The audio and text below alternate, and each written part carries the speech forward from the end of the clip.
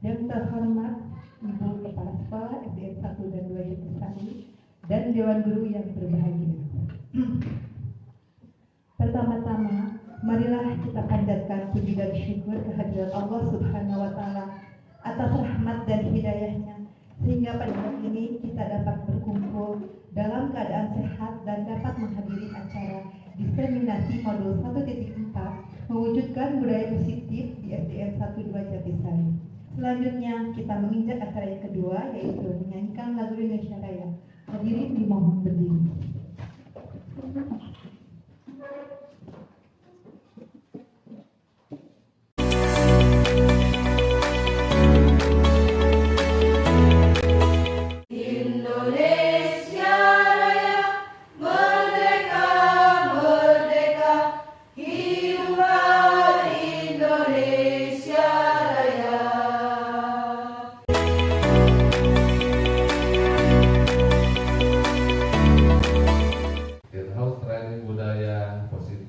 SDN 1-2 Jatisari Karangpawitan tanggal 28 Januari 2020 dibuka.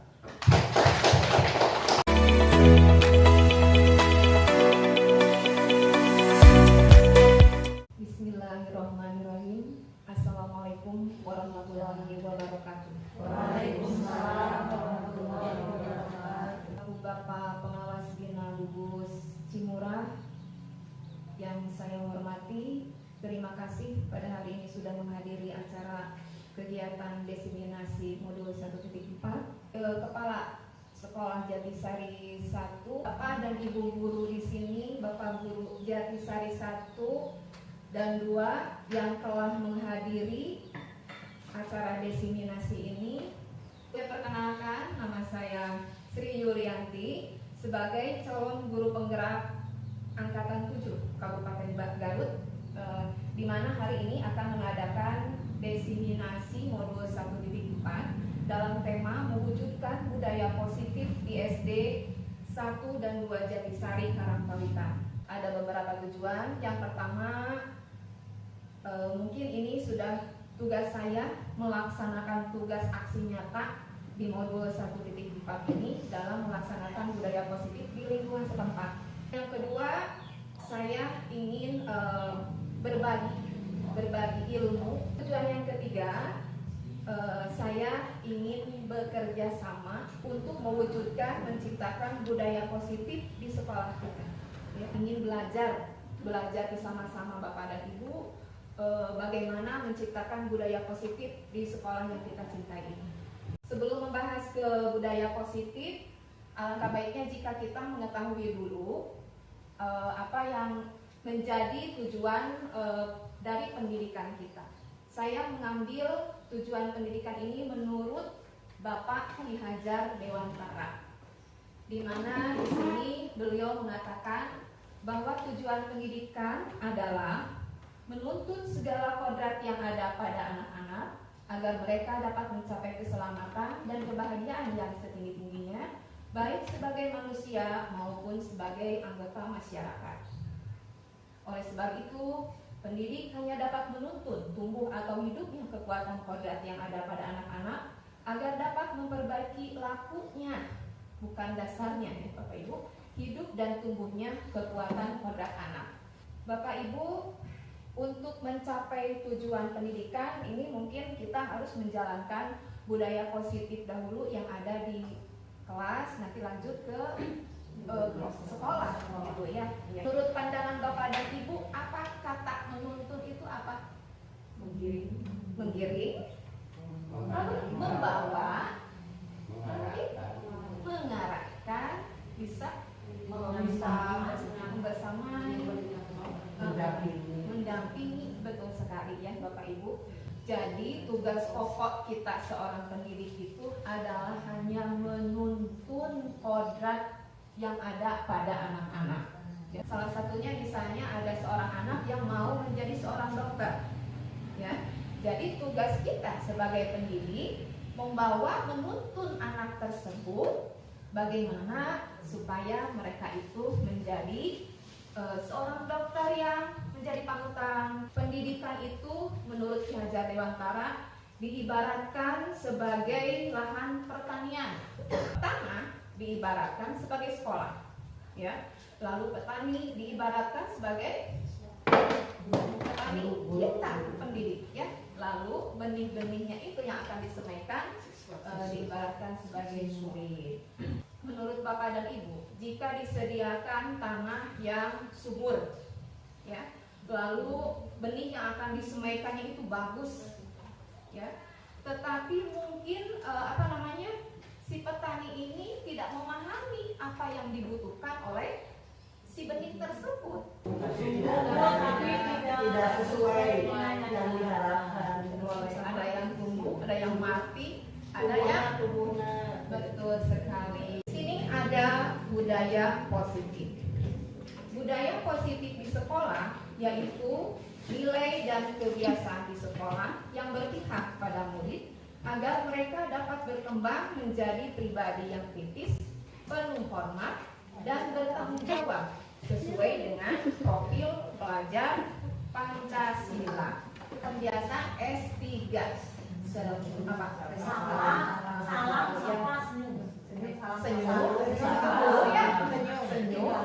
sapa, salam. Alhamdulillah sudah berjalan, ya, mudah-mudahan tetap dibudayakan. Lalu anak itu sebelum masuk kelas apa dulu? Berbaris dahulu, berdoa sebelum belajar. Setelah belajar berdoa kembali. Atau kebiasaan yang lain, kita suka memperingati hari-hari besar. Dan harapan saya, Bapak Ibu, mudah-mudahan kita bisa meningkatkan lagi pembiasaan-pembiasaan yang bisa dilakukan terhadap anak di sini. Nah, untuk apa pembiasaan-pembiasaan itu dilakukan? Tujuannya untuk apa? Pastinya untuk supaya menumbuhkan karakter, Bapak, bagus. Menumbuhkan karakter pada siswa, terutama yang sesuai dengan profil pelajar Pancasila. Ya. Belajar Pancasila, beriman dan bertakwa pada Tuhan yang esa dan berakhlak mulia. Bapak dan Ibu, ini konsep utama dari budaya positif. Semuanya ada 7. Saya mengikuti materi ini kurang lebih 2 minggu dan hari ini saya akan menyampaikan materi ini hanya 1 jam ke depan. Dari konsep utama budaya positif ini, yang pertama ada perubahan paradigma belajar, lalu disiplin positif, yang ketiga kebutuhan dasar manusia, yang keempat motivasi perilaku manusia, yang kelima restitusi posisi kontrol guru, yang keenam keyakinan kelas, dan yang ketujuh segitiga restitusi. 1. Perubahan paradigma belajar. Dalam membangun budaya positif, sekolah dapat menyediakan lingkungan yang positif, aman, dan nyaman agar siswa mampu berpikir, bertindak, dan mencipta dengan merdeka, mandiri, serta bertanggung jawab. Harapan kita pun mungkin kepada anak didik kita, mereka membawa membawa rasa aman, merasakan rasa aman, rasa nyaman, sehingga mereka kalau sudah mendapatkan rasa nyaman, aman, mereka pun akan mengikuti pembelajaran di kelas dengan baik, bisa berpikir dengan baik, bertindak dengan baik, yang mencipta, bahkan mereka itu bisa mandiri serta bertanggung jawab. Ya. Poin yang kedua, disiplin sangat berkaitan dengan kontrol guru terhadap murid. Harapan kita adalah si anak itu bisa mempunyai rasa kedisiplinan, keinginan untuk sendiri, tidak dikontrol oleh kita. Gitu, ya. Saya mempunyai permainan, di mana permainan ini dilakukan oleh 2 anak, yang satu sebagai A, ya, dan yang kedua berperan sebagai B. Yang berperan A ini tugasnya menggenggam tangan, menutup tangannya erat-erat, mengepalkan tangannya erat-erat, Ya. Apa yang di kepalanya itu? Yang di kepalanya itu mungkin sebuah keputusan, sebuah barang berharga, atau mungkin sebuah rahasia, sehingga si anak itu menutup kepalan tangannya itu erat sekali. Ya, dan si B ini tugasnya membuka kepalan si temannya itu. Mungkin membukanya juga dia itu sekuat tenaga. Mungkin ada dua kemungkinan. Jika si A tersebut tetap menutup genggamannya, berarti si A ini dirinya itu tidak mau dikontrol oleh orang lain, sehingga si anak tersebut menjadi seorang anak yang teguh pada pendirian. Jika si anak tetap menutup kepalan tangannya, ya, jadi tidak mau dikontrol oleh orang lain. Sebaliknya, jika si A ini membuka kepalan tangannya, berarti si anak ini si B untuk membuka kepalan tangan si A itu dengan berbagai cara, ya. Mungkin dengan cara membujuk, merayu, apalagi ya, memuji, bahkan sampai mengiming-iming hadiah, ya, supaya si temannya itu bisa membukakan kepalan tangannya tadi. Bahkan si B ini kalau dengan cara baik tetap tertutup, mungkin memakai dengan cara kekerasan, ya, memaksa, menghardik, bahkan mau menghukum, mengancam, ya Bapak Ibu, ya. Nah, jika si A ini terbuka, berarti si A ini dirinya itu bisa dikontrol oleh orang lain. Kenapa terbuka? Mungkin dia karena ada imbalan atau takut kena ancaman, sehingga dirinya bisa dikontrol oleh orang lain. Begitu dari kontrol menurut William Glasser. Yang pertama, ilusi guru mengontrol murid. Di kelas, anak itu tidak mau, tapi kita tetap memaksa. Ayo nak, duduk rapi, lihat ibu ke depan, pandangan ke depan. Kalau tidak memperhatikan ibu, kalian tidak akan paham.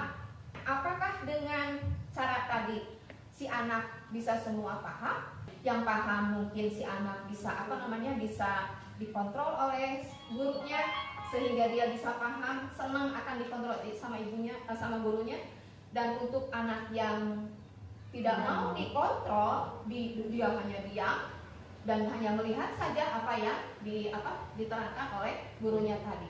Ilusi bahwa semua penguatan positif efektif dan bermanfaat. Nah, coba belajar sungguh-sungguh ya. Nanti kamu kalau belajar sungguh-sungguh, lihat tuh teman kamu yang ranking 1, nanti kamu kalahkan. Lalu yang ketiga, ilusi bahwa kritik dan membuat rasa bersalah mampu menguatkan karakter. Ayolah nak, ibu sudah bekerja seharian di rumah, ini kamu malah umpamanya di sekolah bermain, nggak belajar benar, begitu ya.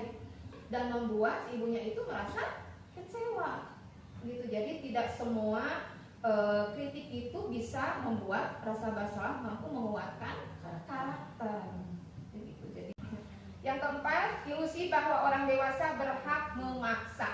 Umpamanya ada anak yang berantem, atau disuruh mereka itu langsung baikan. Sebagai guru itu ada berhak untuk memaksa, tapi disuruh baikan. Jadi merasa terpaksa, yang tidak keluar dari hati nuraninya begitu. Yang kedua, tentang disiplin positif. Disiplin ini berasal dari bahasa Latin yang artinya itu simple, belajar. Nah, dalam budaya kita, makna kata disiplin adalah sesuatu yang dilakukan seseorang pada orang lain untuk mendapatkan kepatuhan. Kita cenderung menghubungkan kata disiplin ini dengan ketidaknyamanan. Contoh, apabila anak mau pakai motor, suruh kita apa? Itu pakai helm misalnya. Tujuan kita adalah menciptakan peserta didik yang memiliki disiplin diri, sehingga mereka bisa berperilaku dengan mengacu pada nilai-nilai kebajikan universal dan memiliki motivasi intrinsik bukan ekstrinsik. Di sini Bu ada kata nilai-nilai kebajikan universal. Nah, orang pakai helm mungkin badai kata itu motor tapi pakai helm bisi ayah razia,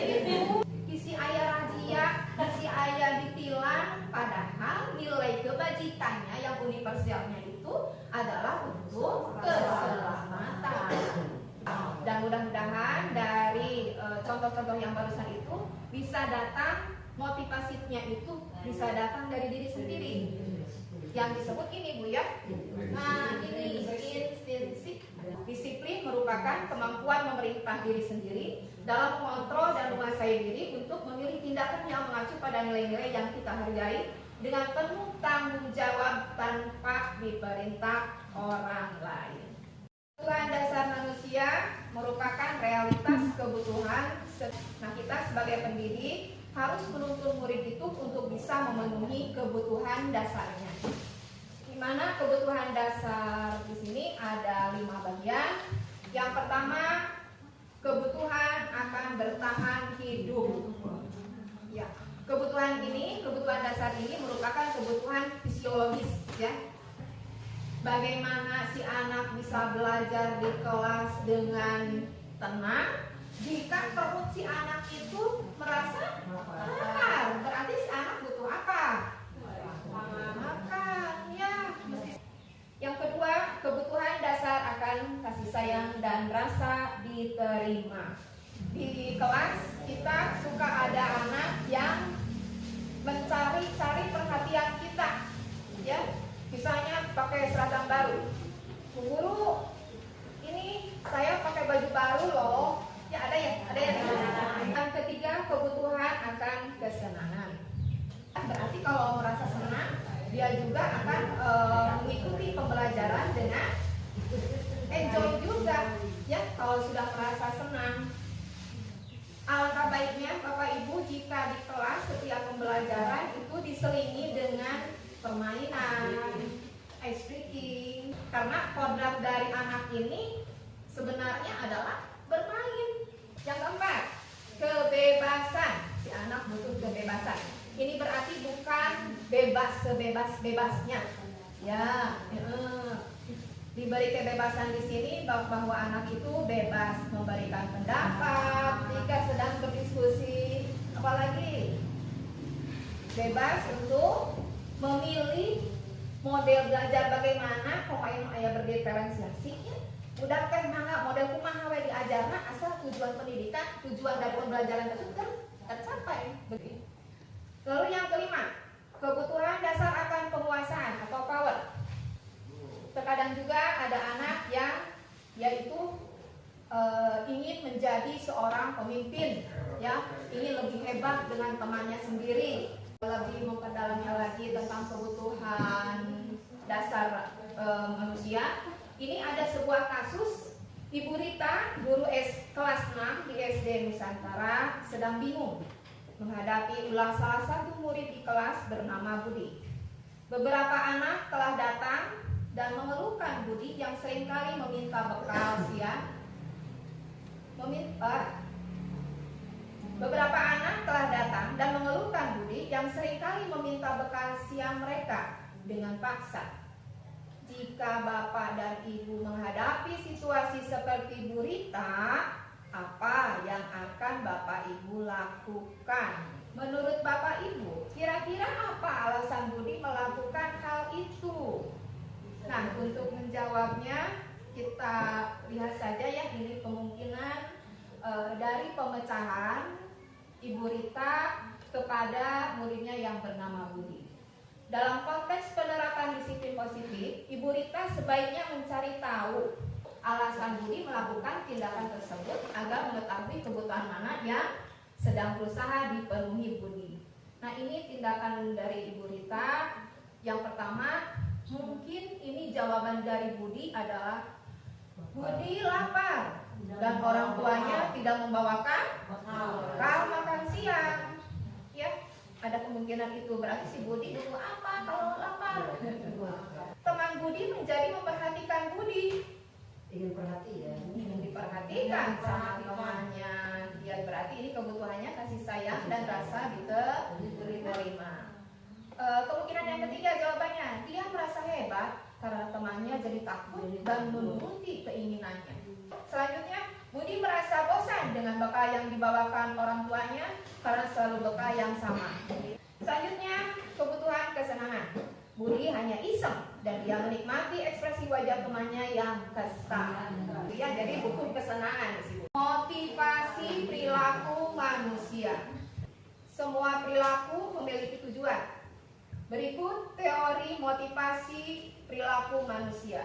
Di sini ada kata motivasi. Motivasi itu adalah dukungan atau gerakan kita untuk melakukan sesuatu. Contoh ke guru dulu. Misalnya nih ada kegiatan Bapak pengawas atau Bapak Ibu kepala sekolah menugaskan kepada Bapak Ibu untuk mengadakan pelatihan di jam sekolah, misalnya jam 1 sampai jam 3. Apa yang akan Bapak Ibu lakukan? Saya rasa kita akan berusaha ya melakukannya ya. Untuk yang pertama, untuk menghindari ketidaknyamanan atau hukuman. Apa yang akan terjadi apabila saya tidak melakukannya? Bakal guru tersebut datang ke pelatihan, namun motivasi yang dia lakukan itu untuk apa? Ini yang pertama, untuk menghindari ketidaknyamanan atau hukuman. Motivasi yang dia lakukan adalah motivasi ini ya Bapak Ibu, motivasi eksternal. Lalu yang kedua, untuk mendapatkan imbalan dari orang lain. Angkat nama pelatihan teh, tapi dia berharap imbalan. Oh, tak eta bakal diongkosan enggak ya? Berarti si dia melakukannya itu karena motivasi eksternal juga. Selebihnya kita harus menjalankan motivasi internal. Angkat ke pelatihan dengan tujuan yaitu untuk menghargai diri sendiri. Berangkat ke pelatihan untuk supaya dia menambah ilmu, menambah wawasan, ya begitu. Jadi, motivasi seperti itulah yang diharapkan dalam budaya positif di sini. Kasusnya nih tentang motivasi perilaku manusia. IPA kurang menguasai pelajaran matematika sehingga pada saat pelajaran tersebut berlangsung, dia lebih banyak terdiam diri atau menggambar di buku pelajarannya. Pada saat guru matematikanya Pak Seno menanyakan pertanyaan IPA menjadi gugup dan tak sengaja menjatuhkan tasnya dari kursi, serta tiba-tiba menjadi gagap pada saat berupaya menjawab. Seluruh kelas pun tertawa melihat perilaku IPA yang bicara tergagap dan terkejut tersebut.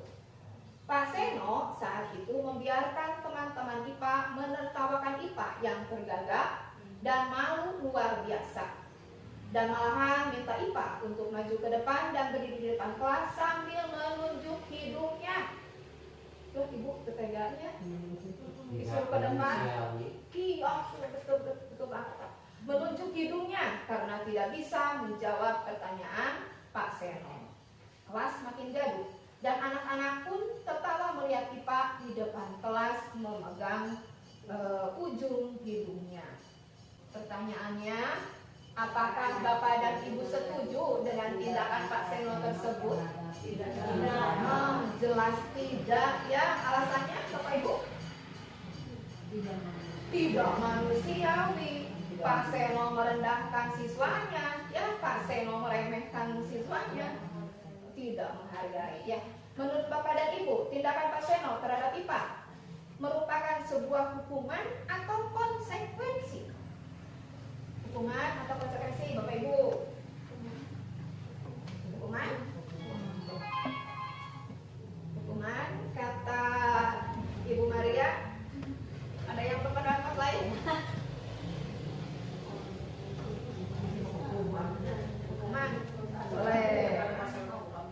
sebelum menjawab ini ada ini dulu ya Bu. Ada tabel hukuman atau konsekuensi. Hukuman ini dianggap sebagai identitas gagal, ya. Sedangkan konsekuensi merupakan identitas yang kalau gagal apa ya? Sukses ya. Identitas yang sukses, yang berhasil, begitu ya. Jadi kalau hukuman biasanya terjadi itu tanpa alasannya. Kamu ini tidak piket hari ini. Cepat cuci WC, bersihkan WC. Itu merupakan hukuman. Nah, kalau konsekuensinya Bapak Ibu ada siswa yang kesiangan 15 menit umpamanya ya. Siswa tetap dimasukkan ikut belajar, hanya saja mungkin nanti jika pembelajaran sudah selesai, anak yang lain istirahat, siswa tersebut tetap belajar, melanjutkan tadi ngagentosan anu jam anu kirang matea. Itu konsekuensinya. Di sini mari berlatih. Yang pertama, lari mengelilingi lapangan basket 2 kali karena terlambat hadir di sekolah. Wah,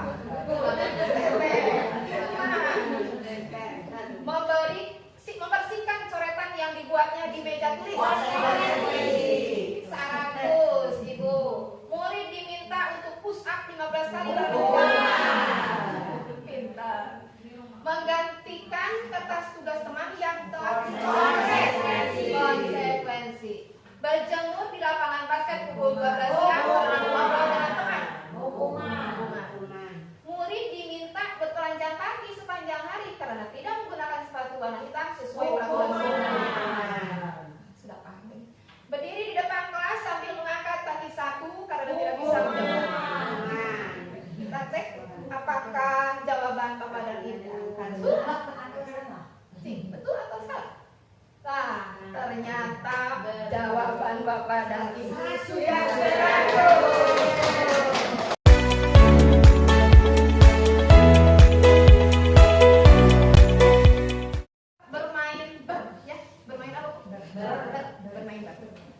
Jika saya mengatakan bersatu kali Ibu bilang gini kanan ya.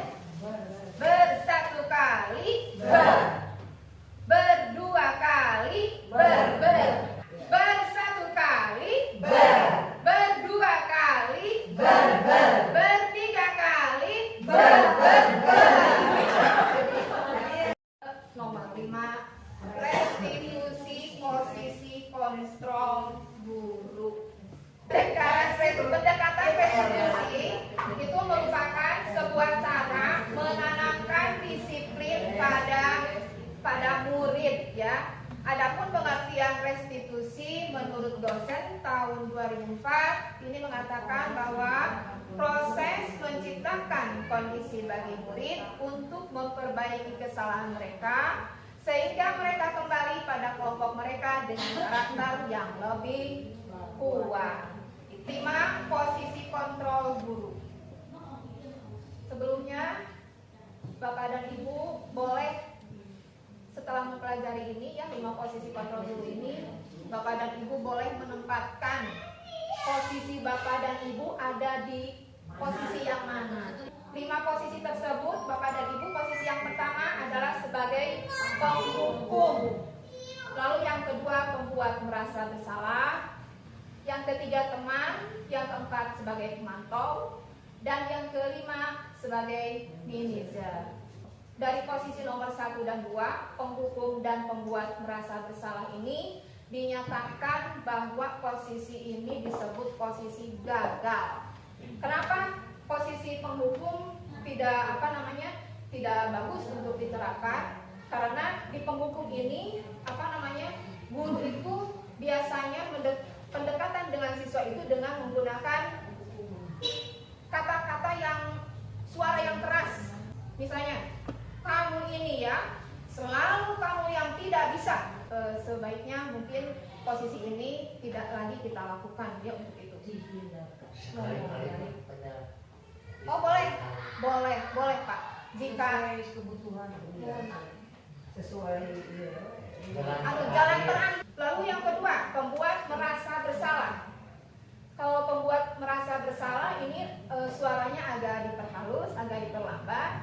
pertanyaannya nih, ibu sangat kecewa sekali dengan kamu. Nah, kamu ini masa seperti itu? Ibu sudah mengajari kamu, tapi kamu tetap tidak bisa, sehingga orang lain merasa dikecewakan gitu ya. Lalu ada posisi teman, posisi sebagai teman. Kalau posisinya sebagai teman, ini anak dijadikan sebagai temannya sendiri. Jadi si guru memposisikan dirinya itu sebagai teman, gitu ya. Berdampingan. Lalu yang keempat sebagai pemantau. Biasanya ini kalau pemantau membutuhkan bukti-bukti. Nah, yang kelima ini, ibu bapak, ini dikatakan posisi guru yang berhasil. Usahakan ibu dan bapak guru menerapkan posisi ini dalam mencari solusi bagi anak didik kita. Maksud dari manajer di sini, guru menanyakan kepada siswa sedang ada masalah apa yang dihadapi, terus solusinya itu orang anu langsung itu kamu naik kudu kieu enggak ya, tapi si anak mencari solusi sendiri, memecahkan sendiri. Itu maksud dari posisi manajer ini. Anto dan Dino sedang bermain bersama di lapangan basket dan tiba-tiba terlibat dalam sebuah pertengkaran adu mulut. Dino pun menjadi emosi dan mengadakan kontak fisik menarik kemeja Anto dengan kasar sampai 3 kancingnya terlepas. Pada saat itu guru piket langsung melerai mereka dan membawa mereka ke ruang kepala sekolah. Ibu Suti sebagai kepala sekolah berupaya menenangkan keduanya, terutama Dino. Dino, sepertinya kamu saat ini sedang marah sekali. Mendengar itu, Dino pun mengalir bercerita tentang kekesalan hatinya. Ibu Suti pun melanjutkan bahwa membuat kesalahan adalah hal yang manusiawi. Jangan menyalahkan budaknya Bapak Ibu.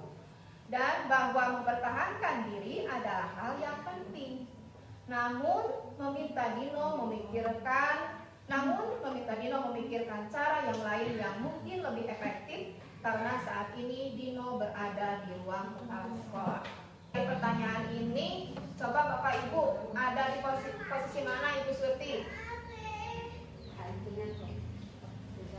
Ibu Surti bertindak itu menanggapi permasalahan ini dengan cara apa? Bagus sekali. Si Ibu Surti menggunakan posisi manajer. Apa itu keyakinan kelas? Keyakinan kelas adalah nilai-nilai kebajikan atau prinsip-prinsip universal yang disepakati bersama secara universal, lebih dari perbedaan agama, suku, negara, dan bahasa. Menurut Gosen, ini tahun 1998, mengatakan bahwa keyakinan kelas itu adalah suatu keyakinan akan lebih memotivasi seseorang dari dalam prinsip. Seseorang akan lebih bersemangat untuk menjalankan keyakinannya daripada hanya sekedar mengikuti peraturan. Nah, ini yang kalau disebut peraturan kelas lebih bersifat banyak yang dilarangnya, dilarang mengganggu orang lain. Saya nama si peraturan kelas tadi mau dikurang menjadi keyakinan kelas, gitu ya. Dilarang mengganggu orang lain. Keyakinan kelasnya apa? Menghormati orang lain dan diri sendiri. Dilarang melakukan kekerasan. Keyakinan kelasnya apa? Keselamatan, menghormati orang lain. Gunakan masker, menjaga kesehatan. Alangkah baiknya kalau kita membuat keyakinan kelas, bukan peraturan kelas. Dan dari keyakinan kelas akan menciptakan lingkungan positif di mana Bapak Ibu di sekolah, dan akhirnya budaya positif di sekolah itu bakal terwujud. Kalau kita membuat tentang budaya positif, keyakinan kelas, hasilnya nanti bisa kita unggah di PMM. Bagaimana cara membuat keyakinan kelas? Yang pertama, kerjasama dengan siswa-siswa di kelas. Kenapa? Untuk apa bekerja sama dengan anak-anak? keyakinan apa, keyakinan kelas apa yang akan diterapkan umpamanya di kelas 6. Begitu. Jadikanlah si kelas ini menjadi kelas impian mereka, begitu ya. Lalu ditempel di papan yang sudah disediakan dan nanti bisa dipajang di dinding kelas sebagai keyakinan kelas 6, keyakinan kelas 1. Kalau kelas 1 misalnya bahasanya ke diam ringan ya, menyayangi teman, menghormati guru, gitu ya. Ini saya sudah melakukan aksi nyatanya di modul 1.4.A.4.3 tentang keyakinan kelas. Selanjutnya Bapak Ibu, yang terakhir ini merupakan materi segitiga. Dalam mencari solusi permasalahan kepada anak itu harus ternyata kedah nanggo aturan OB-nya Bapak Ibu. Apa itu segitiga restitusi? Proses menciptakan kondisi diri murid untuk memperbaiki kesalahan mereka sehingga mereka bisa kembali dengan kelompok mereka dengan karakter yang kuat melalui restitusi guru. Ini Bapak Ibu yang disebut segitiga restitusi. Poin yang pertama ada kata menstabilkan identitas. Lalu yang kedua validasi tindakan yang salah. Dan yang ketiga, menanyakan keyakinan. Apa poin-poinnya? Ini ya. Jantan upamanya kasus terus kurang nyauran, kurang kalina. Yang pertama-tama kita melakukan adalah menstabilkan identitas dahulu. Mana cenabu ini nih ya. Yang pertama, ke anak itu jadi pulang-pulang orangnya anak biasanya orang pada sok tengah waktu kurang kali tanya ya. Misalnya berbuat salah itu tidak apa-apa, tidak ada manusia yang sempurna. Saya juga pernah melakukan kesalahan seperti itu. Kita bisa menyelesaikan ini. Bapak Ibu tidak tertarik mencari siapa yang salah, tapi Bapak Ibu ingin mencari solusi dari permasalahan ini. Kamu berhak merasa begitu. Itu tindakan yang pertama, kita menstabilkan dulu identitas apa ya. Yang kedua, validasi tindakan yang salah. Setelah pertanyaan tadi, kita melakukan validasi tindakan salah, diantaranya kamu pasti punya alasan mengapa melakukan hal itu ya. Lalu yang kedua, kamu pasti bangga pada dirimu sendiri karena kamu telah melindungi sesuatu yang penting buatmu. Setelah tindakan yang kedua, lanjut ke tindakan yang ketiga, menanyakan keyakinan. Apa yang kita percayai sebagai kelas. Dari segitiga restitusi, saya melakukan aksi nyata. Saya mengambil di kelas 5, ada 2 kasus. Yang satu kelas 5, yang satu ya murid Neng Fitri. Iya kelas 4, yang satu kelas 4, yang kasus 1 kelas 5. Nah, mudah-mudahan Bapak Ibu saatosna kegiatan ieu hayu urang sareng-sareng pangitanya kita bersama-sama berkolaborasi untuk untuk bersama-sama menciptakan budaya positif di SD Jatisari 1 dan 2 ini agar tercipta kenyamanan di sekolah. Ya Bapak Ibu, hapunten anu kasuhun, hatur nuhun kana kasuhunana, dukunganana pisadayana nuhun pisan. Hapunten pilih abdi ayat cariosan anu teu sapagodos, muni ngapunten. Billahi taufiq, ada pertanyaan kan? Cekam. Billahi taufiq wal hidayah. Wassalamualaikum warahmatullahi wabarakatuh. Waalaikumsalam warahmatullahi wabarakatuh.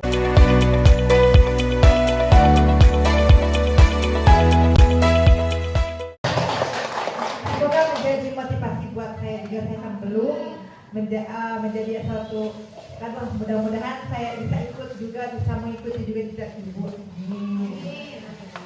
Terima kasih kepada Ibu Yulianti yang SPD yang telah memaparkan penerapan pemahaman budaya positif di SD 1 2 Jatisari.